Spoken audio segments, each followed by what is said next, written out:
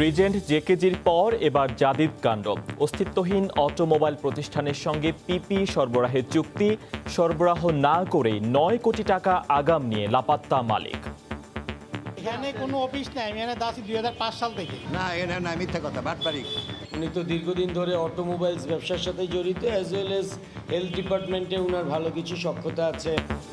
সন্দেহ হওয়ায় স্বাস্থ্য অধিদপ্তরকে চিঠি দিয়েও উত্তর পায়নি ঔষধ প্রশাসন অধিদপ্তর। দেখছিলেন বিশেষ শিরোনাম। দুপুরের সময় সঙ্গে আছি আমি ফয়সাল মোরশেদ। এবার অন্যান্য শীর্ষ সংবাদ। সাবেক সেনা কর্মকর্তা সিনহা মৃত্যুর ঘটনায় স্বরাষ্ট্র মন্ত্রণালয়ের তদন্ত কমিটির গণশুনানি শুরু। অংশ নিয়েছেন ঘটনার প্রত্যক্ষদর্শীরা। সেকেন্ডের মধ্যে আমার গাড়িতে উঠাই ফেলে ওরা আমার ব্যাগটা নেয়, বিকাশের পিন নেয়, নগদের পিন নেয়। দেখা যায় লোকটা মারা গেছে, তখন আমি বললাম যে আপনার লোকটা মারা ফেলে এটা কি করলেন। রাজধানীতে র্যাব পুলিশ সেজে বেড়েই চলেছে ছিনতাইয়ের ঘটনা। সক্রিয় অন্তত ২০০ চক্র।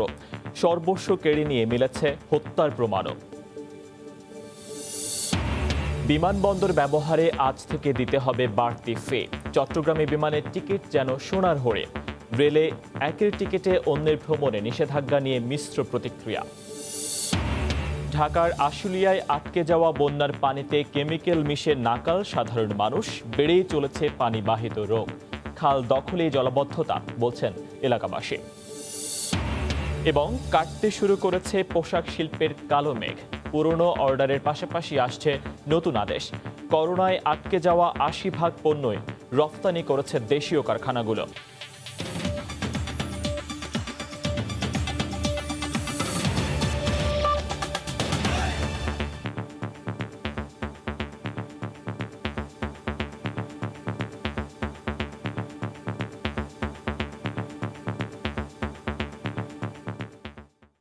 গাড়ির যন্ত্রপাতি আমদানির প্রতিষ্ঠান তার সঙ্গে দ্বিগুণ মূল্যে পিপি সরবরাহের জন্য ৩২ কোটি টাকার চুক্তি করেছে স্বাস্থ্য অধিদপ্তর। চুক্তির ১.৫ মাসের মধ্যে পণ্য সরবরাহের কথা থাকলেও ৩ মাসেও দিতে পারেনি তারা। উল্টো তুলে নিয়েছে আগাম ৯ কোটি টাকা। চুক্তিতে উল্লেখিত জাদিদ অটোমোবাইলসের ঠিকানায়ও অস্তিত্ব নেই এই প্রতিষ্ঠানের। রিজেন্ট জেকেজির পর স্বাস্থ্য অধিদপ্তরের সঙ্গে চুক্তি জালিয়াতির এমন চাঞ্চল্যকর ঘটনা উঠে এসেছে সময় সংবাদের অনুসন্ধানে। আশরাফুল ইসলামের ছবিতে আরও জানাচ্ছেন এহসান জুয়েল। দেশে করোনা শুরুর পর ১,০২৭ কোটি টাকার ফান্ডে গঠন করা হয় emergency response and pandemic preparedness ERPP প্রকল্প। গত ১৯ মে ৫০,০০০ পিস কাভারঅল পিপি, ৫০,০০০ পিস KN95 মাস্ক, ৫০,০০০ পিস N95 মাস্ক ও ১ লাখ পিস হ্যান্ড গ্লাভসের জন্য ৩২ কোটি টাকার চুক্তি করে জাদিদ অটোমোবাইলস নামে একটি গাড়ির যন্ত্রপাতি আমদানিকারক প্রতিষ্ঠানের সাথে। বাজারে ভালো মানের একটি পিপির দাম ২,০০০ টাকা করে হলেও জাদিদ তাদের পিপির দাম ধরেছে ৩,৯০০ টাকা। চুক্তিতে উল্লেখিত জাদিদের ঠিকানা বর্ধিত পল্লবীর ৬ নম্বর বাড়িতে গিয়ে এই প্রতিষ্ঠানের কোনো অস্তিত্ব খুঁজে পাওয়া যায়নি। এখানে কোনো অফিস নাই, আমি এখানে আছি 2005 সাল থেকে। না এখানে না, মিথ্যা কথা, বাটপারি। বিশ্ব বাটপারি এগুলি সব। উনি তো দীর্ঘদিন ধরে অটোমোবাইলস ব্যবসার সাথে জড়িত, অ্যাজ ওয়েল এজ হেলথ ডিপার্টমেন্টে ওনার ভালো কিছু সক্ষতা আছে। প্যান্ডেমিকটা আসার পরে প্রেক্ষাপটগুলো আর একটু দূরত্বও তৈরি হয়েছে, আর উনি রেগুলার এখানে আর আসা শুরু করেননি। সরকারের সাথে করা চুক্তিতে পণ্যের মান সুস্পষ্ট করা নিয়ম থাকলেও ইআরপিপির তৎকালীন প্রকল্প পরিচালক ডাক্তার ইকবাল কবির স্বাক্ষরিত চুক্তিতে সেটা নেই। বিদেশ থেকে পণ্য আমদানি করতে ওষুধ প্রশাসনের এনওসি নিতে গেলে প্রথম দফায় অনুমতি দেওয়া হলেও দ্বিতীয় দফায় অনুমতি দেওয়ার আগে বিষয়টি সন্দেহ হওয়ায় চুক্তির সত্যতা জানতে গত ৯ জুলাই অধিদপ্তরে চিঠি দেন ওষুধ প্রশাসন। তার উত্তর মেলেনি এখনও। এছাড়া চুক্তিতে ১.৫ মাসের মধ্যে পণ্য সরবরাহের কথা বলা হলেও প্রায় ৩ মাসেও কোনো পণ্য জমা পড়েনি স্বাস্থ্য অধিদপ্তরের স্টোরে। কমিটির পক্ষ থেকে কোনো মান যাচাই করা বা এই ধরনের কোনো কাজে যুক্ত ছিলাম না। চুক্তিপত্রে অগ্রিম বিলের ক্ষেত্রে কথায় ২০ ভাগের কথা বলা হলেও অঙ্কে ৩০ ভাগ বিল দেওয়ার কথা উল্লেখ করা হয়। এই অনুযায়ী অধিদপ্তর থেকে ৯,৯,১৫,০০০ টাকা সাউথ ইস্ট ব্যাংকের বনানী শাখার একটি অ্যাকাউন্টে তুলে নিয়ে লাপাত্তা হয়েছেন জাদিদের স্বত্বাধিকারী কাজী শামীমুজ্জামান কাঞ্চন। তার ২টি মোবাইল নম্বরে ৩ দিন ধরে একাধিক কল ও মেসেজ পাঠিয়ে কোনো সাড়া পাওয়া যায়নি। পরে তিনি এই প্রতিবেদককে ব্লক করে রাখেন। এর মধ্যে নিজের ফেসবুক অ্যাকাউন্টটিও ডিঅ্যাক্টিভেট করে দিয়েছেন তিনি। ইতোমধ্যে ইআরপিপির সাবেক প্রকল্প পরিচালক ইকবাল কবিরকে প্রত্যাহার করা হয়েছে। নতুন পরিচালক এ বিষয়ে কথা বলতে আগ্রহী নন। রিজেন্ট জ্যাকেজির পর এবার জাদিদ অটোমোবাইলসের জালিয়াতি। প্রশ্ন উঠেছে, দেশে করোনার প্রাদুর্ভাব শুরুর পর এসব প্রতিরোধের নাকি জালিয়াতির এক মহাযজ্ঞ আয়োজনে ব্যস্ত ছিল স্বাস্থ্য অধিদপ্তর।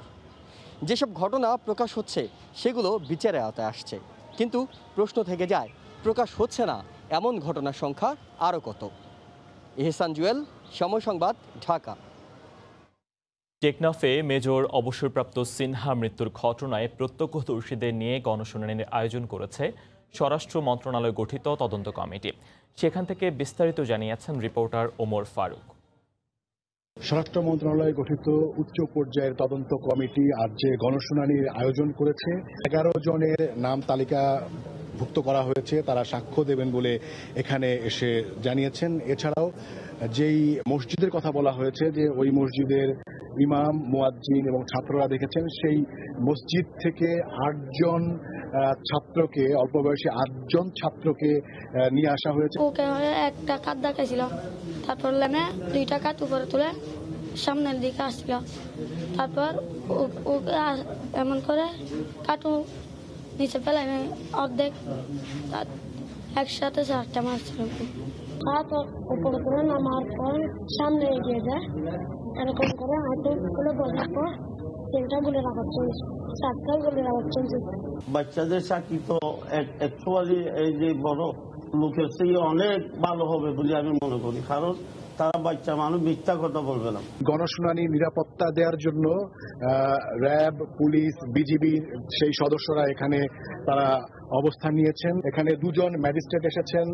সেই ম্যাজিস্ট্রেট তাদের বক্তব্য আসলে লিপিবদ্ধ করবেন। এখানে আসলে কোনো জেরা বা প্রশ্ন করা, পাল্টা প্রশ্ন করা এরকম কোনো ব্যাপার নেই বলেও আমরা জানতে পেরেছি। এই তদন্ত কমিটি মোট 4 সদস্যের এবং তারা দায়িত্ব নেওয়ার পর 15 দিন পরে এসে এই গণশুনানিটি অনুষ্ঠিত হচ্ছে, কিন্তু এর মধ্যে কিন্তু তারা আরো অনেক কাজ করেছেন বলে আমরা জানতে পেরেছি। তারা আমাদেরকে জানিয়েছেন যে সেই ঘটনাস্থলে যে সকল আইনশৃঙ্খলা রক্ষা বাহিনীর সদস্যরা ছিলেন, বিশেষ করে এপিবিএন এর সদস্য, পুলিশ সদস্য, বাহারছড়া তদন্ত কেন্দ্রের যারা ছিলেন, যাদেরকে প্রত্যাহার করা হয়েছে, তারা সহ অনেকেরই জবানবন্দি তারা নিয়েছেন। সেটি হয়েছে কক্সবাজার সার্কিট হাউসে, এবং এরপর তারা এই তদন্ত কমিটি যাদের নাম বিভিন্ন ভাবে এসেছে, তারা প্রত্যক্ষদর্শী, তাদেরকে ডেকে নিয়েও তাদের জবানবন্দি নিয়েছেন। আজ এখানে একটু উন্মুক্ত বলা হচ্ছে গণশুনানি, কিন্তু সেখানে এসে যারা চাইছেন, যে তারা দাবি করছেন যে তারা সেই ঘটনাটি দেখেছেন, তাদের যে জবানবন্দি সেটি আজকে এখানে লিপিবদ্ধ করা হচ্ছে। ওমর ফারুক, সময় সংবাদ, শামলাপুর, টেকনাফ। র্যাব, পুলিশ সেজে ছিনতাই ডাকাতির ঘটনা বাড়ায় উদ্বিগ্ন আইনশৃঙ্খলা রক্ষা বাহিনী। গায়ে আইনশৃঙ্খলা বাহিনীর জ্যাকেট, কোমরে পিস্তল ও ওয়াকি টকি, আর হাতে হাতকড়া, আসলে সবই ভুয়া। শুধু ছিনতাই বা ডাকাতি নয়, এ দলগুলো সব ছিনিয়ে নেয়ার পর হত্যা করছে ভুক্তভোগীদের। সম্প্রতি এমন একটি দুর্ধর্ষ ছিনতাইকারী দলকে গ্রেফতার করেছে ডিবি পুলিশ। মাহমুদ রাকিবের রিপোর্ট। সিসি ক্যামেরার ফুটেজে দেখা যায় র্যাব লেখা সম্বলিত জ্যাকেট পরা 2 জন লোক একটি বাসে উঠল। এরপর জোর করে বাস থেকে একজনকে বের করে দিনে দুপুরে সবার সামনেই তাকে সাদা গাড়িতে তোলার চেষ্টা করছে, এবং শেষ পর্যন্ত তাদের সঙ্গী আরও 2-1 জনের সহায়তায় তাকে গাড়িতে তুলে নিয়ে চলে গেল। রাজধানী সহ দেশে প্রতিনিয়ত এভাবে র্যাব, পুলিশ পরিচয়ে অপহরণ করে ছিনতাইয়ের ঘটনা ঘটছে। ভুক্তভোগীরা বলছেন, অপহরণ করে সর্বস্ব ছিনিয়ে নিয়ে করা হয় ভয়াবহ নির্যাতন। বাসের অপেক্ষায় দাঁড়ায় আছি, তো একটা প্রোবক্স এবং ফিল্টার টাইপের একটা গাড়ি আসে। আমি এই দিকে যখন বাসের উদ্দেশ্যে তাকাই, ওইখান থেকে লোকটা এসে আমার চোখে হাত দিয়ে একটা গুগলস পড়ায় সেকেন্ডের মধ্যে আমার গাড়িতে উঠাই ফেলে। ওরা আমার ব্যাগটা নেয়, বিকাশের পিন নেয়, নগদের পিন নেয়। তো ওরা আমার ফেলে দেওয়ার আগে তো বাম হাঁটুতে অনেক প্রচণ্ড পরিমাণে হাতুড়ি দিয়ে বাড়ি দেয়। রাশেদ প্রাণে ফিরলেও গত মাসে মিরপুরে একই ধরনের ঘটনায় জীবন দিতে হয়েছে সুলতান আহমেদ নামের একজনকে। ঘটনায় জড়িতরা নিজেরাই বর্ণনা করেছেন কিভাবে অ্যাম্বুলেন্সের মধ্যে গামছা দিয়ে শ্বাসরোধ করে হত্যা করা হয় সুলতানকে। ব্যাগবগুলো নামলে টার্গেট করতাম যার কাছে টাকা আছে, তাই এটি কিছু দূর গেলেই পিস যাইতাম, গেলে ফোন করে বলে দিতাম এই লোক। আমার নাম আকবর মনির ফরাদ।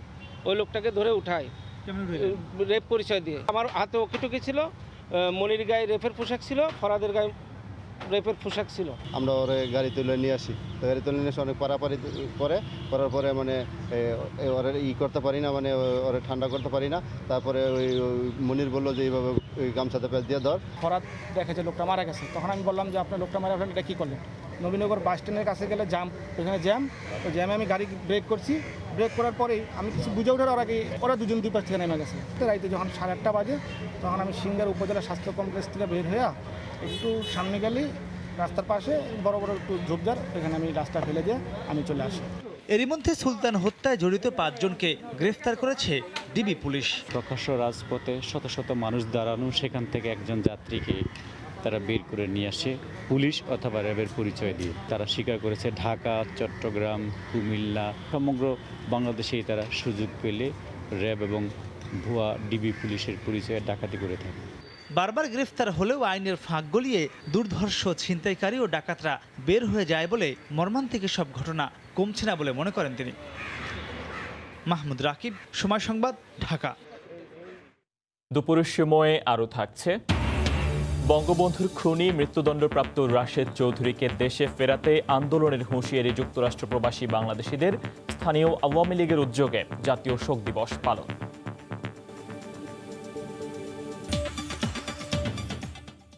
করোনার এই সময়ে বাড়ল আকাশপথে ভ্রমণের খরচও। এখন থেকে বিমানে কোথাও গেলেই উন্নয়ন ও যাত্রী নিরাপত্তা ফি বাবদ গুনতে হবে বাড়তি টাকা। এ নিয়ে মিশ্র প্রতিক্রিয়া জানিয়েছেন যাত্রীরা। বিমানবন্দর কর্তৃপক্ষ বলছেন, এ ফি বাবদ 3 থেকে 350 কোটি টাকা আয় হবে প্রতি বছর। অভ্যন্তরীণ রুটের যাত্রীদের বিমান ভ্রমণে খরচ বাড়ল 170 টাকা। বিমানে ভ্রমণের ক্ষেত্রে যাত্রী প্রতি উন্নয়ন ফি দিতে হবে 100 টাকা ও নিরাপত্তা ফি 70 টাকা। এছাড়া সার্কভুক্ত দেশগুলোতে ভ্রমণের ক্ষেত্রে যাত্রী প্রতি বিমানবন্দর উন্নয়ন ফি দিতে হবে $5 বা প্রায় 400 টাকার বেশি। আর যাত্রী নিরাপত্তা ফি দিতে হবে $6 বা প্রায় 500 টাকা। পরিচালন ব্যয় মেটাতেই এই ফি নির্ধারণ করা হলেও একে বাড়তি চাপ হিসেবে দেখছেন বেশিরভাগ যাত্রী। একটা বাড়তি চাপ সৃষ্টি হবে বলে আমি মনে করি। তবে এইটা একবারে না করলেই যদি নয়, তাহলে আরও একটু কনসিডার করা যায় কিনা আপনার এই ফিটাকে। আমাদেরকে যে চার্জটা করা হচ্ছে, যদি সেই চার্জটার এগেনস্টে সার্ভিসটা ঠিকমতো দেওয়া হয়, মানে আলটিমেটলি ফ্লাইট সেভ করার জন্য স্যানিটাইজ করা হয় অথবা এয়ারপোর্ট স্যানিটাইজ করা হয়, তাহলে এটা আন্ডারস্ট্যান্ডেবল, কোনো সমস্যা নাই। বিমানবন্দর কর্তৃপক্ষ জানায়, বিমানবন্দরের উন্নয়ন আর যাত্রীদের নিরাপত্তা নিশ্চিতে ব্যবহৃত হবে এই অর্থ। গত বছর জানুয়ারি 2019 থেকে জুন 19 পর্যন্ত যে রেভিনিউ ইনকাম ছিল 733 কোটি টাকার মতো, এবং সেটা এইবারে 2020 সালের জানুয়ারি থেকে জুন 2020 সেটা কমে এখন হয়েছে 465 কোটি টাকা আর কি। সুতরাং আমি বলবো যে অলমোস্ট 50% রেভিনিউ ইনকাম কমেছে। সেবানবান প্লাস যে বিমানবন্দর উন্নয়ন এবং নিরাপত্তা কাজে যে ব্যয়টা হয়, এটা কিন্তু পৃথিবীর অন্যান্য দেশে এই ফি দুটা নেওয়া হয়, বাংলাদেশে নেওয়া হতো না, যার জন্য বাংলাদেশ সরকার একটা সিদ্ধান্ত নিয়েছে যে এটা শুরু করার জন্য। এছাড়া সার্ক বহির্ভূত দেশে বিমানে ভ্রমণের ফি $10 বা প্রায় 850 টাকা ধরা হয়েছে। বাংলাদেশ বেসামরিক বিমান চলাচল কর্তৃপক্ষ বেবিচক এই সংক্রান্ত একটি প্রজ্ঞাপন জারি করে। এতে বেবিচকের বছরে বাড়তি আয় হবে 300 থেকে 400 কোটি টাকা। এয়ারলাইন্সগুলো বলছে, বাড়তি ফি আরোপের জন্য বিমানে ভ্রমণে আগ্রহ হারাবে যাত্রীরা। হাজার শিউলি, সময় সংবাদ, ঢাকা। এদিকে চট্টগ্রামে বিমানের টিকিট না পেয়ে বিক্ষোভ করছেন বিদেশগামীরা। সকালে নগরের 2 নম্বর গেটে বিমান বাংলাদেশ এয়ারলাইন্সের অফিসের সামনে জড়ো হন তারা। এ সময় কাঙ্ক্ষিত টিকিট না পেয়ে রাস্তায় নেমে বিক্ষোভ করেন বিদেশগামীরা। দেশের বাইরে যাওয়ার অনুমতি থাকলেও পর্যাপ্ত টিকিট নেই বলে অভিযোগ তাদের। বিশেষ করে দুবাইগামী প্রবাসীরা 3 থেকে 4 দিন ঘুরেও টিকিট না পাওয়ার অভিযোগ করেন। এছাড়া টিকিটের অতিরিক্ত দাম ও অনিয়মেরও অভিযোগ করেন তারা। আমরা রিটার্ন টিকিট নিয়ে আসছি, কিন্তু তারপরে যাওয়া যাচ্ছে না। এখান থেকে কোনো মতে সারা শব্দ দিতেছে না। 5,000 টাকা লাগবো, 6,000 টাকা লাগবো। আমি তো আপডাউন টিকিট করে দিয়েছি, কেন এত টাকা লাগবে আবার? তো টিকিট বাইরে এজেন্সি আমরা ওখানে গেছি, ওখানে বলতেছে টিকিট আছে, এত টাকা লাগবে। সবাই যেতে পারলে আমরা যেতে পারতাম না। আমার তো এমনিভাবে যায় নাই। দুইবারের সামনে আছে, ওই সামনেগুলো বিক্রি করে আমি টাকা আনছি, তারপরে এখানে আমি টিকিট পাইতেছি না। এই মুহূর্তে নগরীর 2 নম্বর গেটে বিমান বাংলাদেশ এয়ারলাইন্সের সামনে আছেন সহকর্মী শফিকুল আলম। বিস্তারিত জানতে সরাসরি যুক্ত হচ্ছি তার সঙ্গে। শফিক, বলতে পারি আসলে দুবাইগামী যারা যাত্রী তারা কিন্তু বেশ কয়েকদিন ধরে এখানে এসে জড়ো হয়েছেন। আজকে কিন্তু তারা একেবারে টিকিট না পেয়ে তারা বিক্ষোভ প্রকাশ করছেন, অনেকে রাস্তায় নেমে গেছেন। আপনি হয়তো জানেন যে করোনার পর কিন্তু বিপুল সংখ্যক বিদেশিরা এখানে আটকে আছেন যারা দেশে এসেছেন। তাদের দাবি এখানে যারা এসেছেন তারা মূলত দুবাই, আবুধাবি, শারজা, আলাইন এই এলাকার মানুষগুলো তারা এসে এখানে যেতে পারছেন না।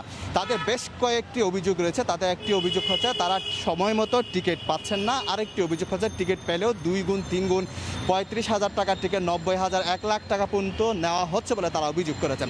আরেকটি বিষয় হচ্ছে এখানে বেশ কয়েকজন অভিযোগ করেছেন তারা বিদেশ থেকে অর্থাৎ দুবাই থেকে অনুমোদন পেয়েছেন, কিন্তু অনুমোদন পাওয়ার পরও এখানে টিকিট না পাওয়ায় সে অনুমোদনটি ক্যান্সেল হয়ে গেছে। আবার অনেকে আবার অনুমোদন পাওয়ার পর এখনও পর্যন্ত এসেছেন এখানে টিকিট নেওয়ার জন্য, কিন্তু টিকিট পাচ্ছেন না। নিয়ম অনুযায়ী যারা 6 মাসের মধ্যে যারা থাকবেন অর্থাৎ বিদেশ থেকে আসার পর যারা 6 মাস হয়ে গেছে তারা কিন্তু সবাই টিকিট পাওয়ার কথা, কিন্তু তারা টিকিট পাচ্ছেন না। এখানে তারা আর বেশ কয়েকটি অভিযোগ করছেন যে এখানে টিকিটগুলো যে তারা বলছেন যে এগুলো টিকিটগুলো অনেকে কিন্তু রিটার্ন টিকিট করেছেন কিন্তু তারা সেই টিকিটগুলো পাচ্ছে না। তারা অভিযোগ করছেন এই টিকিটগুলো বেশি দামে অন্য কাউকে দেওয়া হচ্ছে বলে তারা বলছেন। কিন্তু আমরা এখানে বিমান কর্তৃপক্ষ যারা বিমান বাংলাদেশ এয়ারলাইন্সের কর্তৃপক্ষের সাথে আমরা বেশ কয়েকবার কথা বলার চেষ্টা করেছি, বেশ কয়েকবার তাদের ওখানে আমরা গিয়েছি, কিন্তু তারা কোনো রকমে আমাদের সাথে কোনো কথা বলতে রাজি হচ্ছেন এবং তারা বলছেন এসি ঢাকা থেকে জানানো হবে ঢাকার বিষয়, ঢাকায় তারা এর উত্তর দিবে কেন টিকিট পাচ্ছে না। তবে এখানকার যেখানে যারা এখানে এসেছেন তারা বারবার কিন্তু অভিযোগ করছেন তারা নানা হয়রানি পড়ছেন, তারা ভোগান্তির মধ্যে পড়ছেন বলে তারা জানিয়েছেন। এবং আরেকটি বিষয় এখানে যারা এসেছেন তারা বলছেন যে তারা অনেকেই 1 দিন বা 2 দিন বা 3 দিন 1 সপ্তাহ ধরেই তারা এখানে এসেছেন, 1 সপ্তাহ ধরে আসার পরও কিন্তু তারা টিকিট পাচ্ছেন না। এই যে রেমিটেন্স যুদ্ধে যারা বাংলাদেশের আসলে বাংলাদেশকে যারা বাংলাদেশের টাকা যারা সচল রাখে তাদের যদি এই ভোগান্তি হয় তাহলে আসলে কি হবে। তারা বলছেন যে কর্তৃপক্ষ রয়েছে, বিমান কর্তৃপক্ষ, সরকার সব যে সংশ্লিষ্ট যে কর্তৃপক্ষ রয়েছে তারা যেন দ্রুত তাদের এই ব্যবস্থা করে এবং তাদের যে ভোগান্তি এই ভোগান্তি এবং হয়রানি কমিয়ে তারা যেন বিদেশে যেতে পারে। বিশেষ করে আজকে যারা এখানে আছে তারা দুবাই অর্থাৎ আবুধাবি, শারজা বিভিন্ন দেশে, তো তারা সংশ্লিষ্ট কর্তৃপক্ষের প্রতি আবেদন জানিয়েছেন তাদের এই হয়রানি দূর করে তারা যেন বিদেশে যেতে পারেন সেই বিষয়ে তারা জানিয়েছেন। ফয়সাল। চট্টগ্রামে বিমান বাংলাদেশ এয়ারলাইন্সের সামনে থেকে সরাসরি যুক্ত হয়ে জানাচ্ছিলেন সহকর্মী শফিকুল আলম। টিকিট যার ভ্রমণ তার, রেলের নতুন এই নিয়মে ভোগান্তিতে পড়েছেন যাত্রীরা। অনেকেই টিকিট নিয়ে রেল স্টেশনে যাওয়ার পরেও যেতে পারেননি কাঙ্ক্ষিত গন্তব্যে। তবে মন্ত্রী বলছেন টিকিট বিক্রিতে কালো বাজারে রোধেই এ ব্যবস্থা নেওয়া হয়েছে। এদিকে পর্যায়ক্রমে সব রুটে আন্তনগর ট্রেন চালুর লক্ষ্যে নতুন করে যাত্রা শুরু করেছে আরও 13টি ট্রেন। টাকা দিয়ে টিকিট কেটেও স্টেশনে ঢুকতে পারেননি এই যাত্রীরা। রোববার থেকে কার্যকর হওয়া টিকিট যার ভ্রমণ তার এই আইনের কারণে ভোগান্তিতে তারা। যাত্রীদের কাছে থাকা টিকিট পরিবারের অন্য কারো জাতীয় পরিচয়পত্র দিয়ে কেটে দেয়া। টিকিটে লেখা নাম আর যাত্রীর নামে অমিল থাকায় ফেরত দেয়া হয় তাদের। উনি বলছে আমি যেতে পারবো না। কেন? এই যে টিকিট করছি আমার আইডিতে কাটতে হবে। ওনা বলতেছে যে আমি যাইতে পারবো না, টিকিটটা আমার মেয়ের জামারিদা করাইছে, আইডি কার্ড সাথে নিয়ে আসি নাই। এখন বলতেছে যে আপনি পরে আসেন। নতুন এই বিধিতে টিকিট হস্তান্তরকারীকে 3 মাসের কারাদণ্ড, টিকিটের সমপরিমাণ অর্থদণ্ড কিংবা উভয় দণ্ডে দণ্ডিত করার নিয়ম করা হয়েছে। একইভাবে যাত্রীকেও জরিমানা স্বরূপ গুনতে হবে টিকিটের সমপরিমাণ অর্থদণ্ড। আমরা তো সবাই 100% শিক্ষিত না, যা আমরা এটা বুঝবো সবাই। অনেকে অশিক্ষিত যারা আছে তারা তো বুঝতে পারবে না যে অনলাইন কি। পজিটিভ দিক হচ্ছে যে কালোবাজার এটা বন্ধ হবে, এটা ঠিক আছে, অনেকটা নিয়ন্ত্রণ করা যাবে, যার টিকিট সে ভ্রমণ করবে। এদিকে কমলাপুর রেল স্টেশন পরিদর্শনে এসে রেলপথমন্ত্রী জানান টিকিট কালোবাজারি ও জালিয়াতি প্রতিরোধেই এই আইন করা হয়েছে। আমরা কেন এটা করছি? যাতে ব্ল্যাক মার্কেটটা ঠেকানোর জন্য। একটা আইডেন্টি কার্ডে 4টা টিকিট করতে পারবেন না। এর উদ্দেশ্য হলো যে আপনার সঙ্গে যে 4 জন ভ্রমণ করছে আপনার লোক, সেটা আপনাকে কনফার্ম করতে হবে, যাতে আপনি ব্ল্যাক মার্কেটিং করছেন না, এইটা আমাদেরকে বুঝতে হবে। করোনা সংকট মোকাবেলা করে 31শে আগস্টের মধ্যে আন্তনগর সব ট্রেন চালুর লক্ষ্য নিয়ে প্রথম ধাপে 19টির পর দ্বিতীয় ধাপে রোববার চালু হয় আরও 13টি ট্রেন। নাজমুস সালিহি, সময় সংবাদ, ঢাকা। জাতির জনক বঙ্গবন্ধু শেখ মুজিবুর রহমানের 45তম শাহাদাত বার্ষিকী ও জাতীয় শোক দিবস পালন করা হয়েছে যুক্তরাষ্ট্রের ক্যালিফোর্নিয়ায়। স্থানীয় আওয়ামী লীগ আয়োজিত এই অনুষ্ঠানে সহযোগী সংগঠনের নেতাকর্মীরা অংশ নেন। ক্যালিফোর্নিয়ায় থাকা বঙ্গবন্ধুর খুনি রাশেদ চৌধুরীকে দেশে ফেরাতে আন্দোলনের হুঁশিয়ারি দেন তারা। ক্যালিফোর্নিয়া থেকে বিস্তারিত জানাচ্ছেন লস্কর আল মামুন। ইতিহাসের কলঙ্কজনক অধ্যায় 15ই আগস্ট জাতীয় শোক দিবস। বিশ্ব মানব সভ্যতার ইতিহাসে ঘৃণিত বর্বর নৃশংসতম হত্যাকাণ্ড 15 আগস্ট বঙ্গবন্ধু সপরিবারে হত্যা করা হয়। এই হত্যাকাণ্ডের মধ্য দিয়ে স্বাধীন দেশের স্থপতি মহানায়ক, হাজার বছরের শ্রেষ্ঠ বাঙালি জাতির জনক বঙ্গবন্ধু শেখ মুজিবুর রহমানের সোনার বাংলা বিনির্মাণের স্বপ্নের সলিল সমাধি ঘটেছে। ইতিহাসের এই কলঙ্কজনক অধ্যায়ে দিবসটি পালনে যুক্তরাষ্ট্রের ক্যালিফোর্নিয়া স্টেট আওয়ামী লীগের পক্ষ থেকে ও তাদের অঙ্গ সংগঠনের নেতাকর্মীরা জাতীয় শোক দিবস পালন কর্মসূচি ঘোষণা করেছে। এ উপলক্ষে তারা ক্যালিফোর্নিয়ার উডলি পার্কে এক আলোচনা সভা ও সমাবেশের ও দোয়া মাহফিলের আয়োজন করেন। বক্তারা বলেন, ক্যালিফোর্নিয়ায় থাকা খুনি রাশেদ চৌধুরীকে দ্রুত হস্তান্তরের জন্য ক্যালিফোর্নিয়া স্টেট আওয়ামী লীগের পক্ষ থেকে সর্বস্তরের প্রবাসী বাংলাদেশিদের নিয়ে দুবার আন্দোলন এবং সকল প্রকার সহযোগিতার আশ্বাস দিয়েছেন। বঙ্গবন্ধু শেখ মুজিবুর রহমানের খুনি এই ক্যালিফোর্নিয়া অবস্থান করতেছেন, ওনার নাম হলো রাশেদ চৌধুরী, এবং উনাকে তাড়াতাড়ি অতি শিগগির দেশে ফিরিয়ে নিয়ে ওনার বিচার কার্যকর করা হোক। যে সুপ্রিম কোর্ট যে রায় দিয়েছে ওই রায়কে বাস্তবায়ন করা হোক। রাশেদ চৌধুরীকে ধরিয়ে নেওয়ার জন্য সকল প্রকার সহযোগিতা করব। লস্কর আল মামুন, সময় সংবাদ, ক্যালিফোর্নিয়া, যুক্তরাষ্ট্র। এদিকে বঙ্গবন্ধু হত্যাকাণ্ডের সঙ্গে জিয়াউর রহমান জড়িত থাকার অনেক প্রমাণ আছে বলে মন্তব্য করেছেন তথ্যমন্ত্রী ডক্টর হাসান মাহমুদ। সকালে তথ্য ভবনে জাতীয় শোক দিবসের আলোচনা সভায় তিনি একথা বলেন। এমনকি খুনিদের পুনর্বাসনও করেছিলেন জিয়াউর রহমান, এমন মন্তব্য করেন মন্ত্রী। ন্যায় প্রতিষ্ঠা করার স্বার্থে বিলম্বে হলেও জাতির পিতাকে যারা হত্যা করেছিল তাদের বিচার হয়েছে। আর এই হত্যাকাণ্ডের সাথে যে জিয়া রহমান ওতপ্রোতভাবে যুক্ত শুধুমাত্র ক্যাপ্টেন মাজেদের জবানবন্দি নয়, বহু প্রমাণ আছে। এবং সবচেয়ে বড় প্রমাণ হচ্ছে এই বঙ্গবন্ধুর হত্যাকারীদের তিনি বিদেশের মিশনে চাকরি দিয়ে পুনর্বাসিত করেছিলেন। এদিকে মিথ্যা প্রচারণা চালিয়ে বিএনপির প্রতিষ্ঠাতা জিয়াউর রহমানকে হেয় করার চেষ্টা চলছে বলে অভিযোগ করেছেন দলটির মহাসচিব মির্জা ফখরুল ইসলাম আলমগীর। সকালে অনলাইন বৈঠকে তিনি একথা বলেন। ফখরুল অভিযোগ করে বলেন, পুরো রাষ্ট্রকে দলীয়করণ করে ফেলেছে আওয়ামী লীগ। আমাদের খুব দুর্ভাগ্য যে আমাদের জন্য যারা কিছু তৈরি করেন বা ফাউন্ডেশন দিয়ে দেন তাদেরকে আমরা খুব সহজেই ভুলে যাই, অথবা তাদের বিরুদ্ধে এমন কিছু কথা বলি যেগুলো অপপ্রচার হয়ে আপনার বিভিন্ন জায়গায় ছড়িয়ে পড়ে। এই দেশের স্বাধীনতার যিনি ঘোষণা দিলেন, যিনি যুদ্ধের ঘোষণা দিলেন, যুদ্ধ করলেন, একই সঙ্গে তিনি রাষ্ট্র পরিচয়ের দায়িত্বে আসার পরে ক্রীড়াঙ্গনকে উদ্দীপ্ত করলেন, জাগিয়ে তুললেন, তার সম্পর্কে আজকে যেগুলো একেবারেই সত্য নয়, মিথ্যা সমস্ত কথা বলে তাকে খাটো করার চেষ্টা করা হচ্ছে। দুপুরের সময়ে আরও থাকছে, আন্তর্জাতিক অঙ্গনে নারী ফুটবলাররা একের পর এক সাফল্য পেলেও অবহেলার শিকার। ফিফা অর্থ দিলেও কাঙ্ক্ষিত পরিচর্যায় অনীহা বাফুফের। সাভারের আশুলিয়ায় বন্যার পানি আটকে গিয়ে কেমিক্যাল মিশ্রিত জলাবদ্ধতায় নাকাল সাধারণ মানুষ। পানি নিষ্কাশনের ব্যবস্থা না থাকায় দুর্ভোগের পাশাপাশি বেড়ে চলেছে পানিবাহিত রোগীর সংখ্যা। অচিরেই প্রশাসনের সহায়তায় খাল উদ্ধারের আশ্বাস জনপ্রতিনিধিদের। সাভার থেকে মুজফফর হোসেন জয়ের তথ্য ও মনির হোসেনের ছবি নিয়ে রিপোর্ট। জীবনের জন্য যখন জীবিকার প্রয়োজন, তখন ভোরের আলো ফুটতে না ফুটতেই পাল্লা দিয়ে যেন ভোগান্তি বাড়ে আশুলিয়ার বাইপাল ও কাইচাবাড়ি এলাকার বাসিন্দাদের। বন্যার পানির সাথে বিষাক্ত বজ্র মিশ্রণে পানিতে ধরেছে পচন। সেই পানির উপরেই প্রায় 1 মাস ধরে বসবাস কয়েক হাজার মানুষের। দুর্গন্ধ, বিষাক্ত পোকামাকড় ও সাপের আতঙ্কে অনেকের ঠাঁই হয়েছে ভবনের ছাদে। বাসাবাড়ির ভেতর থেকেই নৌকায় গাদাগাদি করে গার্মেন্টস কর্মীরা ছুটছেন কর্মস্থলে। অনেকেই অর্থ সংকটে বিষাক্ত পানির উপর দিয়ে হেঁটেই চলাচল করছেন। ফলে হাসপাতালে বাড়ছে পানিবাহিত রোগীর সংখ্যা। ডাক্তার ওষুধ দেওয়ার পর বলছে যে পানিতে নামা যাবে না, কিন্তু কিচ্ছু করে নেবে। আমি তো গরিব ফ্যামিলি, আমার পানিতে নামতে হবে, কাজকাম করতে হবে। পাঁচরা বলেন, তারপরে স্ক্যাবিজ বলেন, অন্য জিনিস বলেন, ডার্মাটাইটিস বলেন, ভরে গেছে। তারপরে এগুলি স্কিনেরও খুব ক্ষতি হয়।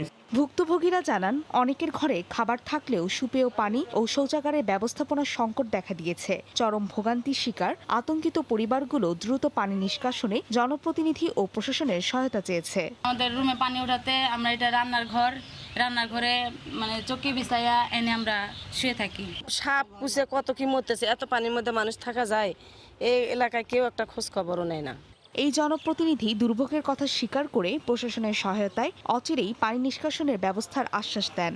এই খালকে যাতে আমরা পুনরুদ্ধার করে এবং মানুষের যাতে সুন্দর চলাচল এবং পানি নিষ্কাশনের যে ব্যবস্থা করা হয় সেটা আমরা অবশ্যই কাজটা আমরা অতি দ্রুত করব। সাভার, আশুলিয়া ও ধামরাইয়ে অন্তত 24টি খাল রয়েছে, যার অধিকাংশই দখলে প্রভাবশালীদের। ফলে অল্প বৃষ্টিতেই জলবদ্ধতা দেখা দেয়, বাড়ে মানুষের দুর্ভোগ। সময় সংবাদ, সাভার। ঘূর্ণিঝড় আমফান পরবর্তী প্রায় 3 মাস পার হলেও এখনও স্বাভাবিক হয়নি খুলনার উপকূলীয় উপজেলা কয়রার জীবনযাত্রা। কমেনি প্রতিনিয়ত জোয়ারের পানিতে ভাসা উপজেলার উত্তর বেতকাশী ইউনিয়নের মানুষের দুর্ভোগ। দীর্ঘ সময় পার হলেও অর্থের অভাবে বাঁধ মেরামত সম্ভব হয়নি বলে দাবি পানি উন্নয়ন বোর্ডের। তরিকুল ইসলামের প্রতিবেদন, ছবি তুলেছেন আবুল বাশার। সর্বনাশা ঘূর্ণিঝড় আমপান বসতঘর ভাসিয়ে নিয়ে যাওয়ায় কাশিরহাট খোলা সড়কে আশ্রয় নিয়েছেন কয়রার উত্তর বেতকাশী ইউনিয়নের বাসিন্দারা। প্রায় 3 মাস খোলা আকাশের নিচে অসহায় অবস্থায় বসবাস করছেন তারা। আয়ের পথ বন্ধ, তাই ত্রাণ সহায়তার উপরই কোনো রকমে চলছে জীবনযাপন। আমপানে আমাদের সবকিছু ভাসিয়ে গেছে, ঘর বাড়ি সবকিছু ভেঙে চুরে গেছে। আর এখন তো এই জোয়ার ভাটায় আমাদের ঘর বাড়িতে জলে প্লাবিত হয়ে রয়েছে। একই অবস্থা এলাকার গৃহহীন আরও অনেকের। ঘূর্ণিঝড় আমপানে উপজেলার 20টি স্থানে বেড়িবাঁধ ভেঙে প্লাবিত হয় উপজেলার অধিকাংশ এলাকা। এর মধ্যে 19টি স্থানে সেনাবাহিনীর সহায়তায় বাঁধের কাজ সংস্কার করা হয়, কিন্তু কাশিরহাট খোলার কপোতাক্ষ নদীর 350 ফুট ভেঙে যাওয়া বাঁধটি মেরামত হয়নি। এতে প্রতিদিন জোয়ারে প্লাবিত হচ্ছে দক্ষিণ বেতকাশী ইউনিয়নের 2/3। সেটা তো আমরা আয় রোজগার না করতে পারলে তাহলে তো আমরা তো চলতে পারতেছি না। তো বাচ্চা কাচ্চা নিয়ে আমরা সব রাস্তার উপরে থাকি, বাড়ির ভিতরে ভেঙে চলে গেছে, জল পানি ওঠে। ভালো চিকিৎসা বা ভালো বাথরুম বা ভালো মানে কোনো কিছুই নেই। দীর্ঘ সময় পার হলেও অর্থের অভাবে বাঁধ মেরামত সম্ভব হয়নি বলে জানায় পানি উন্নয়ন বোর্ড। 131 কিলোমিটার পোল্ডারটারে নিয়মিত মেনটেনেন্স করতে যে আমাদের যে বাজেট দরকার পড়ে, সেই বাজেট আসলে গভর্নমেন্ট এই রাজস্ব থেকে দেওয়া সম্ভব না। অন্যদিকে পানিবন্দী মানুষকে সহায়তার কথা জানিয়ে দ্রুত উপজেলাকে পানিমুক্ত করার আশ্বাস দেন প্রশাসন। মানুষকে পানিমুক্ত করি, তারপরে যার যেমন পেশা সেই ক্ষেত্রে যদি কোনো প্রতিবন্ধকতা থেকে থাকে, বাধা থাকে তখন আমরা সেই অনুযায়ী ব্যবস্থা নিই। আপাতত আমাদের টার্গেট মানুষকে পানি মুক্ত করা, এবং সেই প্রক্রিয়া অলরেডি শুরু হয়ে গেছে। গত 20 মে ঘূর্ণিঝড় আমপানের আঘাতে কয়রায় 40 কিলোমিটার বেড়িবাঁধ ভেঙে যায়। ঘূর্ণিঝড় আমপান পরবর্তী প্রায় 3 মাস অতিবাহিত হলেও খুলনার কয়রা উপজেলার উত্তর বেতকাশীর প্রায় 1.5 লক্ষাধিক মানুষ ভাসছে জোয়ারের পানিতে। অনেক পরিবারের বসবাস এখনও সড়কে। গৃহহীন এসব মানুষ দ্রুত ঘরে ফেরার দাবি জানিয়েছেন। তরিকুল ইসলাম, সময় সংবাদ, খুলনা। করোনাকালীন তৈরি পোশাক খাতের আটকে যাওয়া অর্ডারের 80% পুনরায় রফতানি করেছে দেশীয় গার্মেন্টস মালিকেরা, যার বাজার মূল্য $3 বিলিয়ন বেশি। পুরাতন অর্ডার ফিরে আসার পাশাপাশি বিদেশি ক্রেতাদের নতুন অর্ডারের প্রক্রিয়া শুরু হয়েছে। তবে কম দামি পণ্যের অর্ডার তুলনামূলক বেশি আসায় কিছুটা ভোগান্তিতে পড়তে হচ্ছে। বিস্তারিত জানাচ্ছেন কমল দে। সবশেষ জুন ও জুলাই মাসে চট্টগ্রাম বন্দর দিয়ে রপ্তানি হয়েছে 1,22,000 টিউএস কন্টেনার পণ্য। শুধুমাত্র জুলাই মাসে গত 18 মাসের রেকর্ড ভেঙে 72,359 টিউএস কন্টেনার পণ্য রপ্তানি হয়েছে। আর রপ্তানি পণ্যের সিংহভাগ তৈরি পোশাক। করোনা দুর্যোগে আটকে যাওয়া অর্ডার ফিরতে শুরু করাই রপ্তানি বাণিজ্যের উদ্যোগতি বলে মনে করেন গার্মেন্টস ব্যবসায়ীরা। চিলড্রেন ওয়্যার, বেবি ওয়্যার, আমাদের নিত্য প্রয়োজনীয় যে আইটেমগুলো আছে, শার্ট প্যান্ট, ওই অর্ডারগুলো মোটামুটি আসতেছে। করোনার সংক্রমণের শুরুর পর প্রথম 4 মাসে অন্তত $3.5 বিলিয়ন অর্ডার বাতিল করে, পাশাপাশি স্থগিত করে অনেক অর্ডার বিদেশি ক্রেতারা। এখন পুরাতন অর্ডারের কারণে এখাতে প্রাণ চাঞ্চল্য ফিরল। নতুন অর্ডার নিয়ে কিছুটা সংশয় রয়েছে বিজিএমইএ। বাংলাদেশের এই পোশাক শিল্পে অবকাঠামোগত সুযোগ সুবিধা অন্যান্য যে কোনো দেশের চাইতে অনেক ভালো। যদি ভালো রেসপন্স আসে, ইনশাল্লাহ আমরা ঘুরে দাঁড়াতে পারবো। গার্মেন্টস ব্যবসায়ীদের মতে বিদেশি ক্রেতাদের আস্থায় রাখতে কাঁচামাল আমদানি থেকে তৈরি পোশাক রপ্তানি পর্যন্ত সব ধরনের জটিলতা দ্রুত কাটাতে হবে। ক্লথিং সেক্টরে বাংলাদেশের ইমেজটাকে ধরে রাখতে হলে আমাদের লিড টাইমটা কমাতে হবে। লিড টাইম কমাতে গেলে আমাদের চট্টগ্রামের বন্দরের দক্ষতাটা বাড়াতে হবে। আমার কাস্টমস আছে, বন্ড আছে, এখানে কিন্তু প্রায়োরিটি সেক্টর হিসেবে এই তৈরি পোশাক খাতকে বিবেচনায় নিতে হবে। করোনার সংক্রমণ প্রতিরোধে 26শে মার্চ বন্ধ হয়ে যায় সবগুলো গার্মেন্টস কারখানা। তবে গত 26শে এপ্রিল থেকে সীমিত আকারে গার্মেন্টসগুলো খুলে দেওয়া হয়। কমল দে, সময় সংবাদ, চট্টগ্রাম। হাইকোর্টের এফিডেভিট শাখায় সুপ্রিম কোর্ট প্রশাসনের অভিযানে 43 জনকে আটক করা হয়েছে। এর প্রতিবাদে বিক্ষোভ করছেন কর্মচারীরা। এই মুহূর্তে সেখানে আছেন সহকর্মী আফজাল হোসেন, সরাসরি যুক্ত হচ্ছে তার সঙ্গে। আফজাল। ফয়সাল, সুপ্রিম কোর্টের বিভিন্ন শাখায় যে অনিয়মের অভিযোগ, সেই অভিযোগ কিন্তু দীর্ঘদিনের এবং এই সুপ্রিম কোর্টে এটি একটি কালচার হয়ে দাঁড়িয়েছে যে বিভিন্ন শাখায় মামলার আবেদন করা থেকে শুরু করে শুনানি পর্যন্ত, এবং শুনানির পরে যদি কোনো আদেশ বিচারক দেন তাহলে সেই আদেশটি পেতেও নানা মহলে বা নানা শাখায় দুর্নীতি বা ঘুষ দিয়ে সেটি সংগ্রহ করতে হয়। এটি সুপ্রিম কোর্টে একটি স্বাভাবিক ঘটনা হিসেবে দাঁড়িয়েছে। সেই বিষয়টি যেমন আইনজীবীরা জানেন, সেই বিষয়টি সুপ্রিম কোর্টের কর্মকর্তারা তারাও জানেন, এবং সুপ্রিম কোর্টের আইনজীবীদের যে সহকারী বা ক্লার্ক যারা কাজ করেন তারাও কিন্তু সেই বিভিন্ন সময়ে এই অভিযোগগুলো করে আসছেন। তো আজকে আমরা দেখেছি যে আজকে সকালের দিকে আপিল বিভাগের বিচারপতি ইমান আলী তিনি একটি ঝটিকা অভিযান চালিয়েছেন সুপ্রিম কোর্টের অ্যাফিডেভিট শাখায়। সেই তিনি যখন সুপ্রিম কোর্টের অ্যাফিডেভিট শাখায় পরিদর্শন করেন তখন সেইখানে যে অনুমোদনহীন যে তদবিরকারক রয়েছেন তাদের উপস্থিতি লক্ষ্য করেন, এবং বেশ কয়েকজন আইনজীবী সহকারী যাদের আইডি কার্ড ছিল না, এরকম প্রায় 43 জনকে তারা আটক করেছিলেন, এবং বিপুল পরিমাণ পুলিশ সদস্যও ছিল। তাদেরকে পুলিশের কাছে হস্তান্তরের একটা প্রক্রিয়া আমরা দেখেছিলাম। কিন্তু সবশেষ সুপ্রিম কোর্ট আইনজীবী সমিতির সম্পাদক ব্যারিস্টার রুহুল কুদ্দুস কাজল তার হস্তক্ষেপের কারণে তিনি সুপ্রিম কোর্ট প্রশাসনের কাছ থেকে ক্ষমা প্রার্থনা করায় মুচলেকার মাধ্যমে এই 43 জনকে ছেড়ে দেওয়া হচ্ছে, এবং তাদের নাম ঠিকানা সংগ্রহ করে তাদের বিরুদ্ধে ব্যবস্থা নেওয়া হবে বলে সুপ্রিম কোর্ট আইনজীবী সম্পাদক তিনি আমাদেরকে জানিয়েছেন। কার্যক্রম আবার চালু হয়েছে, কিছুক্ষণ বন্ধ ছিল, বন্ধ থাকার পরে সেটি এখন আবার চালু হয়েছে। তবে আইনজীবী সহকারীদের অভিযোগ যে সুপ্রিম কোর্টের বিভিন্ন শাখায় মামলার আবেদন করা থেকে শুরু করে মামলার আদেশ পাওয়া পর্যন্ত নানা শাখায় নানাভাবে বিভিন্ন ধরনের উৎকোচ দেওয়ার অভিযোগ তারা করেছেন। তো এই ছিল সুপ্রিম কোর্টের অ্যাফিডেভিট শাখা থেকে আজকে যে দুর্নীতি বিরোধী অভিযান হয়েছে সেটার সবশেষ খবর। ফয়সাল। হাইকোর্টের এফিডেভিট শাখায় সুপ্রিম কোর্টের অভিযান এবং কর্মচারীদের বিক্ষোভের বিষয়ে সরাসরি যুক্ত হয়ে জানাচ্ছিলেন সহকর্মী আফজাল হোসেন। কৌশলে খেলাপি ঋণের পরিমাণ কমিয়েও বেশিরভাগ অর্থই রয়েছে আদায় অযোগ্য। করোনার মধ্যে এর পরিমাণ আরও বাড়ার আশঙ্কা করছেন অর্থনীতিবিদরা। আর অসাধু ব্যবসায়ীদের পুনরায় তফসিলের সুযোগ করে দেয় আরও ঝুঁকি বাড়বে ব্যাংক খাতে। এজন্য কেন্দ্রীয় ব্যাংকের উপর সরকারের চাপ কমানোর পরামর্শ অর্থনীতিবিদদের। কাজল আব্দুল্লাহর রিপোর্ট।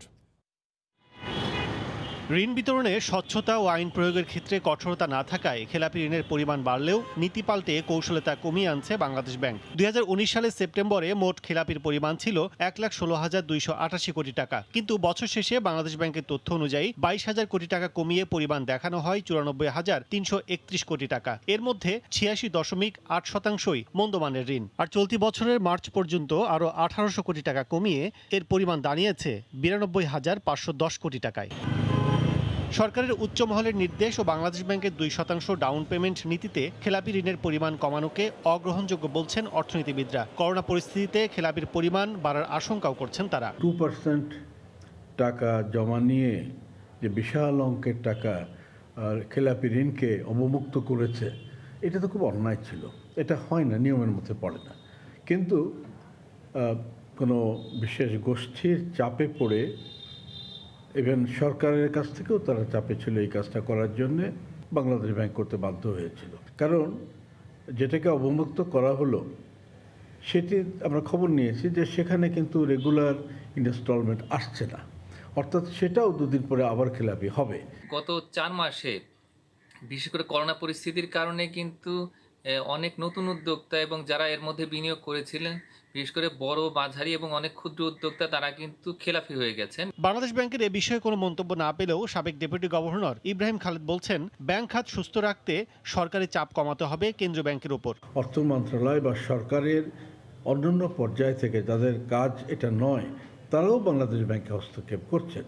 সরকারের কোনো ব্যক্তি কোনোভাবে যেন বাংলাদেশ ব্যাংকের পেশাদারিত্বমূলক কাজে হস্তক্ষেপ না করেন।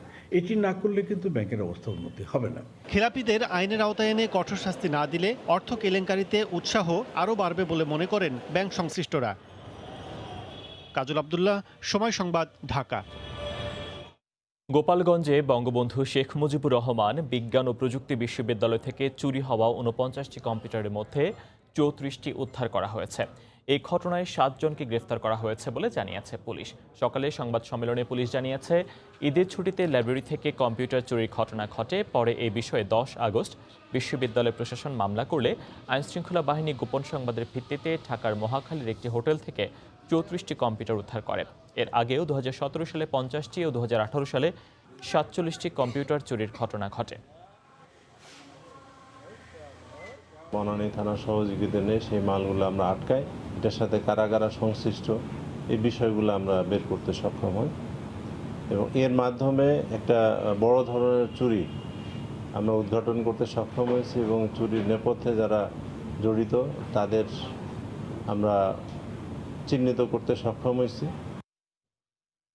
নোয়াখালীতে নদীতে মাছ ধরতে গিয়ে নিখোঁজ ৩ জনের সবার লাশ উদ্ধার করা হয়েছে। ফায়ার সার্ভিস জানিয়েছে, দুপুরে কোম্পানিগঞ্জের মুসাপুর ক্লোজার এলাকায় ছোট ফেনী নদী থেকে মেহেদি হাসানের মরদেহ উদ্ধার করা হয়। এর আগে ভোরে ওমান প্রবাসী আনোয়ার হোসেনের লাশ একই জায়গায় ভেসে ওঠে। পরে সেখান থেকে তার লাশ উদ্ধার করে স্বজনেরা।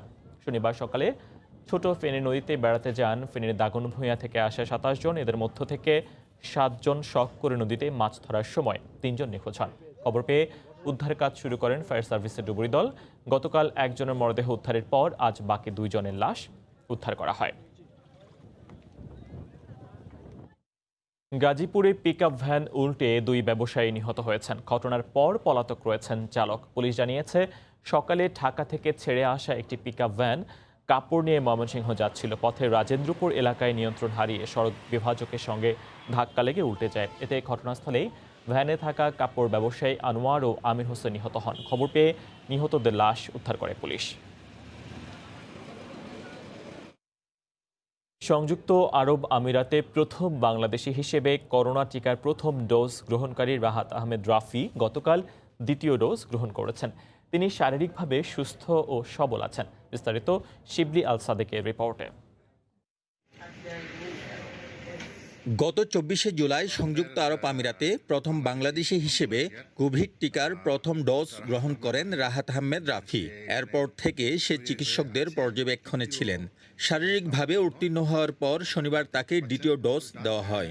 গত 24শে জুলাই সকাল 10:49 আমি আমার করোনা ভ্যাকসিন প্রথম ডোজ গ্রহণ করি। 15ই আগস্ট সকাল 10:50 করোনা ভ্যাকসিন 2য় ডোজ আমার শরীরে প্রয়োগ করা হয়।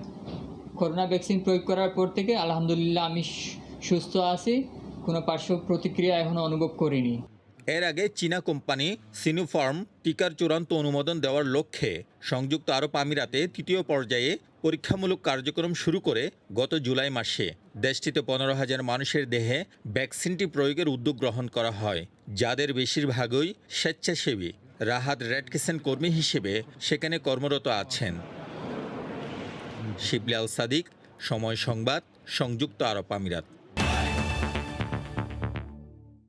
2 দিন বিরতির পর আবারও ব্যক্তিগত ঐচ্ছিক অনুশীলনে ফিরেছেন ক্রিকেটাররা।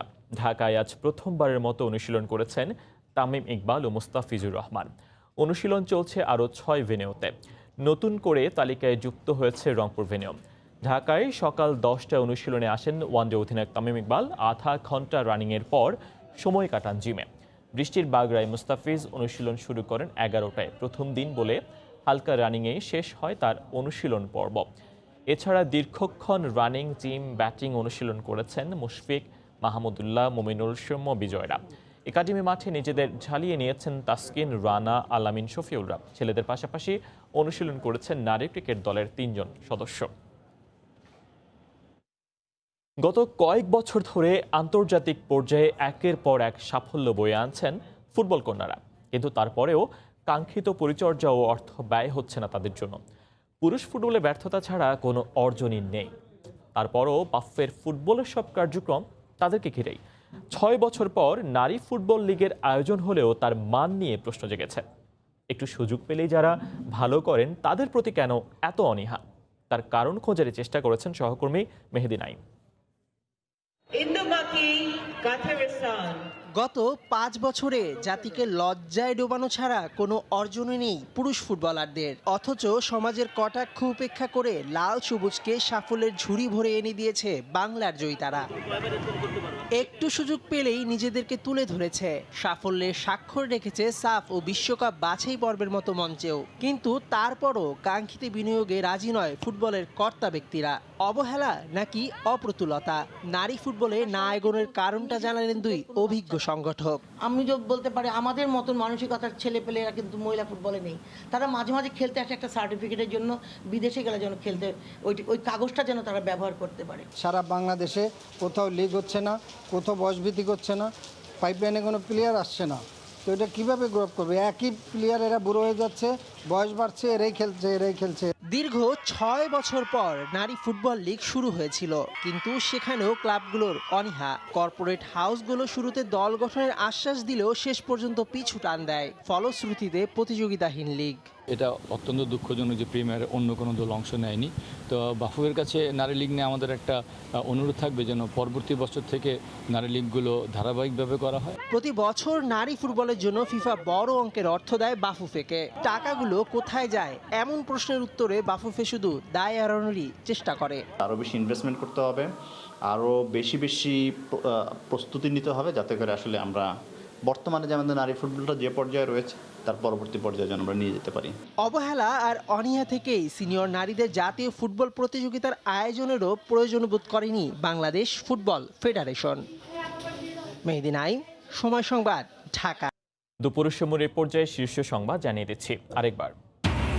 রিজেন্ট জেকেজির পর এবার জাদিদ কাণ্ড, অস্তিত্বহীন অটোমোবাইল প্রতিষ্ঠানের সঙ্গে পিপিই সরবরাহের চুক্তি, 9 কোটি টাকা আগাম নিয়ে লাপাত্তা মালিক। সাবেক সেনা কর্মকর্তা সিনহা মৃত্যুর ঘটনায় স্বরাষ্ট্র মন্ত্রণালয়ের তদন্ত কমিটির গণশুনানি শুরু, অংশ নিয়েছেন ঘটনার প্রত্যক্ষদর্শীরা।